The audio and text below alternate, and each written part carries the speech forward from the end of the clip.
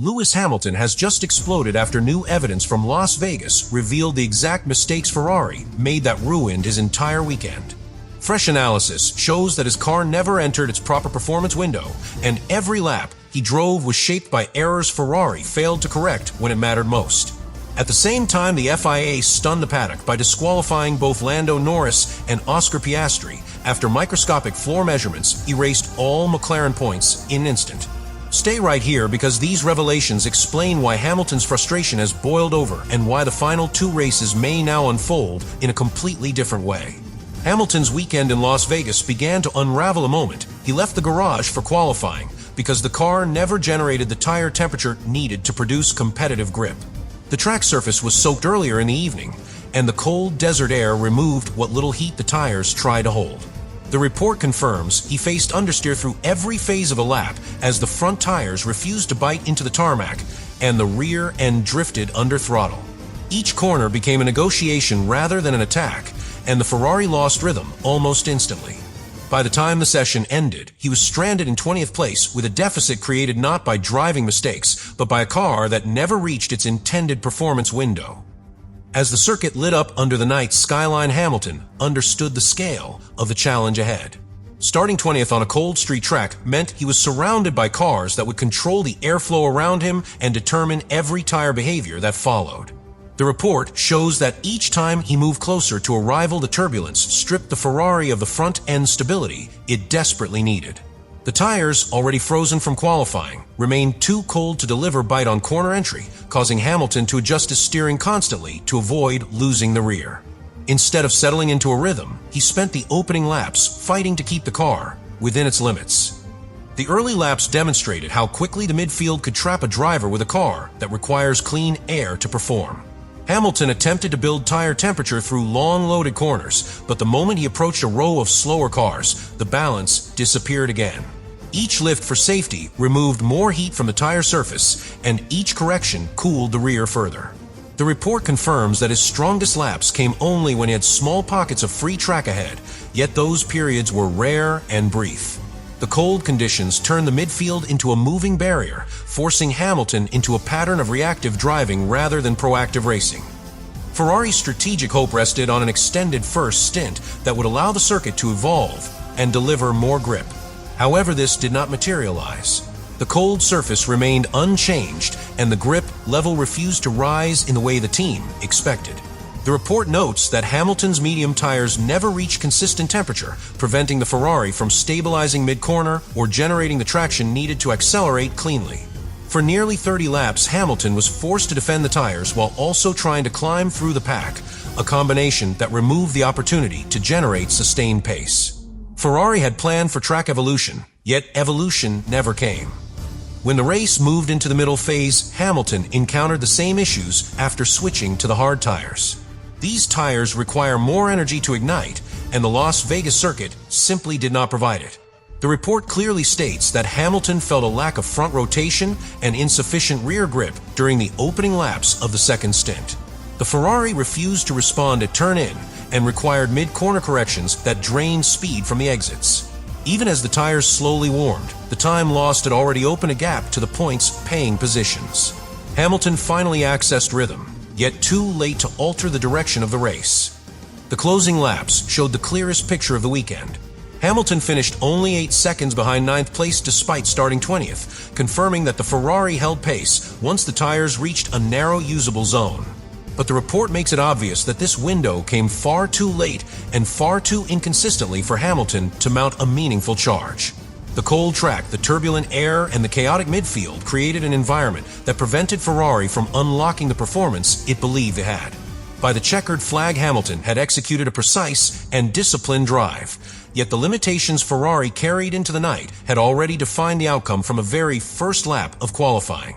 Hamilton's performance in Las Vegas was shaped long before the first lap of the race began because his entire weekend was compromised by the cold, wet qualifying session.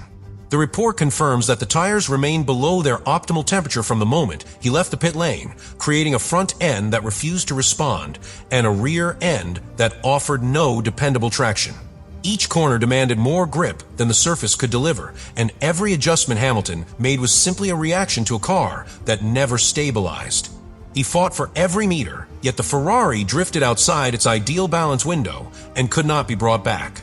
The result was 20th place, a starting position that guaranteed his Grand Prix would be dictated by the chaos of the midfield. The start of the race confirmed how damaging that qualifying outcome had been.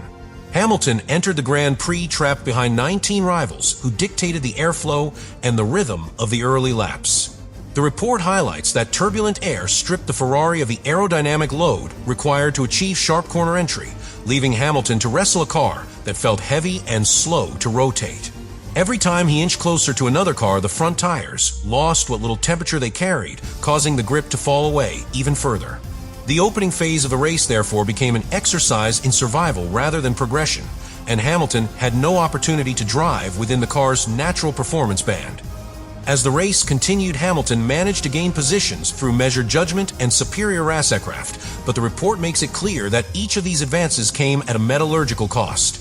The tires, already struggling for temperature, cooled even more during moments of hesitation or defensive driving. Hamilton would pass a car, gain precious clean air for a few corners, and briefly feel the balance begin to return, only for the next arrival into traffic to disrupt everything once again. The SF25 is a car that thrives on consistency, and the midfield environment denied Hamilton the very conditions required to produce it. The timing data provides the clearest evidence of how much was lost in that early window. Hamilton climbed from 20th to 10th and yet finished only 8 seconds behind 9th place. That margin shows that the Ferrari held genuine pace once the tires woke up and once Hamilton reached even small pockets of stable airflow. But those moments were brief and far too late to influence the fight for higher points. The report emphasizes that the car Hamilton had under him in the final laps was dramatically more competitive than the one he fought during the opening phase. Still, it was not enough to erase the deficit created by the 20 worst minutes of his weekend. The gap to the race winner illustrates how the environment shaped Hamilton's race. He crossed the line nearly 60 seconds behind Verstappen, a number that reflected not the car's inherent lack of performance, but the accumulation of time lost navigating unstable balance in heavy traffic. The Ferrari had pace, but not at the moments where it mattered most, and the report makes clear that once Hamilton finally accessed a stable temperature window, he simply did not have enough laps left to unleash the car's full potential. The midfield had cost him the race long before the checkered flag. By the end of the evening, Hamilton understood that 10th place was the ceiling of what the car could achieve under those conditions. The report validates his conclusion that the weekend was lost in qualifying when Ferrari failed to anticipate the severity of the cold and the difficulty of warming the tires. Hamilton drove with the precision expected of a multiple world champion, yet he was confined to a scenario that removed every tool he needed to influence the race. Las Vegas became a case study in how a single-week session can shape an entire Grand Prix and why Hamilton left the city with his frustration boiling over. Ferrari's technical limitations in Las Vegas began with their inability to generate tire temperature in the cold desert environment, and the report makes clear that this weakness shaped Hamilton's race from start to finish. The SF25 requires the front tires to reach a very specific thermal range to deliver corner entry rotation, and the freezing track conditions prevented this from happening. Hamilton drove each early lap with a front end that refused to respond and a rear that lacked the stability needed for acceleration. Because the tires never reached the correct window, the Ferrari remained stuck in a compromised balance state that Hamilton could not correct through driving alone. Ferrari attempted to address this through strategy by placing Hamilton on a long medium tire stint, expecting that consistent running would slowly build heat into the rubber. But the midfield pack ahead of him destroyed this plan. Each time Hamilton attempted to stay close to a rival, the turbulent air stripped the car of aerodynamic load and forced him to lift earlier than planned. These small lifts, documented clearly in the report, caused the tires to cool even more, pushing them further from the ideal temperature needed to stabilize the balance. The strategy depended on track evolution, yet the cold surface refused to improve, leaving Hamilton stuck in an environment that punished every attempt to push. When Ferrari switched Hamilton onto the hard compound tire, the challenge intensified. Hard tires demand more energy to reach their operating window, and the Las Vegas circuit simply did not provide enough temperature or sustained lateral load to help them switch on. The report confirms that Hamilton immediately complained of a lack of front rotation and minimal rear traction. These symptoms signaled that the tires were again too cold to function.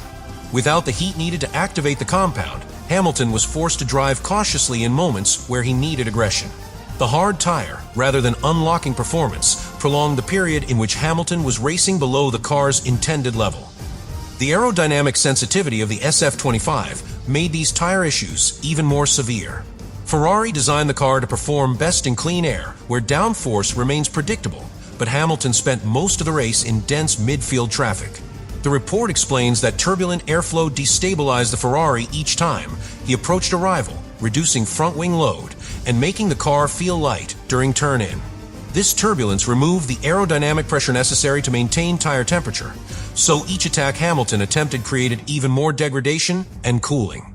In clean air, the Ferrari behaved far more predictably, but Hamilton rarely enjoyed that luxury due to his 20th place start. Ferrari's one-stop strategy lacked the flexibility needed to counter these environmental limitations. Committing to a second stop would have forced Hamilton to warm another set of tires in impossible conditions, costing even more time. But remaining on a single stop locked him into a long, hard stint where the performance never stabilized quickly enough to threaten the cars ahead. The report highlights that the team prioritized damage limitation over risk because the cold conditions punished aggressive strategic choices. While this avoided a collapse outside the points, it also prevented Hamilton from challenging the upper midfield once the tires finally began to behave. By the closing stages of the race, the technical picture was complete. The SF25 had spent most of the evening outside its intended operating range. The tires never warmed quickly enough to provide consistent balance, and the turbulent air removed any chance of establishing rhythm. The report validates Hamilton's belief that 10th place was the maximum possible outcome from 20th on the grid. Las Vegas exposed the exact scenario where Ferrari's weaknesses become unavoidable. Hamilton drove with precision and discipline, yet the mechanical and aerodynamic limitations placed upon him defined the entire race long before the checkered flag.